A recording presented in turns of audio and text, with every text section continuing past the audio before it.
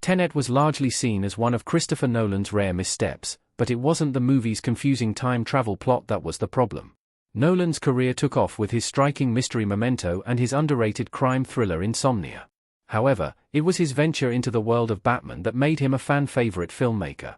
By the time Nolan's Dark Knight trilogy had wrapped, he was established as the most popular director in Hollywood and a filmmaker whose name alone made a movie a must-see. This also led to Nolan's blockbusters getting more ambitious, like Interstellar and Inception.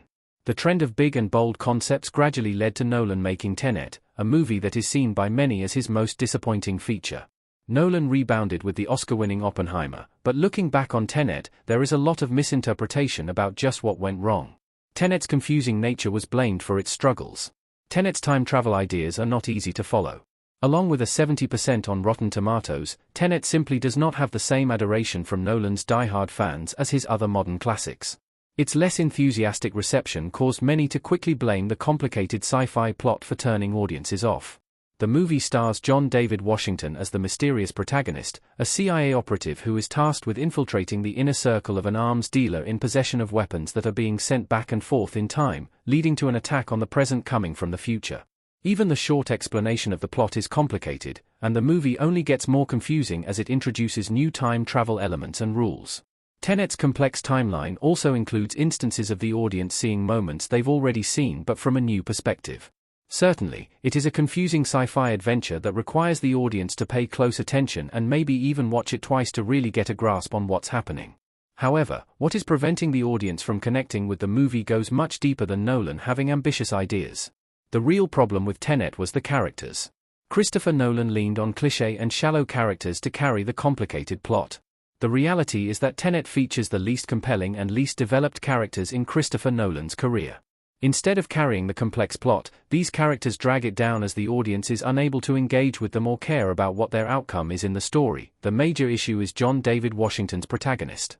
While the character's name is meant to be intriguing and mysterious, it's reflective of his lack of personality.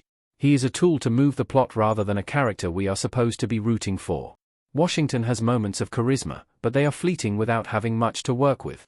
Other characters are similarly shallow and retreads of cliched characterizations seen in many movies. Kenneth Branagh's villainous satyr is simply an evil man who threatens and snarls his way through the movie as an obstacle to overcome. Elizabeth Debicki is wasted as Kat, Nolan's misguided damsel in distress character. It is as if Nolan didn't want to distract audiences from the complex plot, and therefore, gave them simplistic characters to focus on. Robert Pattinson's Neil is the only character who stands out, mostly thanks to the performance, but the plot still requires him to be kept at a distance to maintain the mystery. Given the plot, it was essential that Nolan had strong characters to guide the audience. Whenever the exposition got too complex, they could have leaned on the characters to keep interest in the story. It is not that the plot is too confusing, but that, without good characters, all that remains is confusion with no emotional anchor. If the characters are good, Nolan fans will excuse confusion.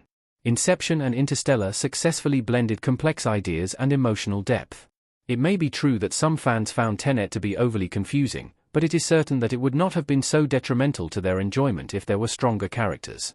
This is hardly the first time Nolan has challenged audiences with confusing plots, but that makes the absence of good characters in Tenet all the more noticeable.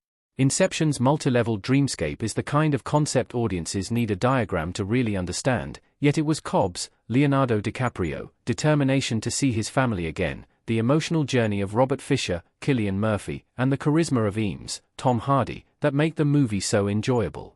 Interstellar explores the complexities of theoretical physics, hardly an accessible subject, but tells a central story about a man feeling grief over leaving his daughter behind. Within this bold sci-fi movie are some of Nolan's most human and emotional moments. He has the ability to mix both aspects, but he doesn't pull it off in Tenet. Where Tenet ranks in Christopher Nolan's filmography. Tenet is not a bad movie, but a bad Christopher Nolan movie.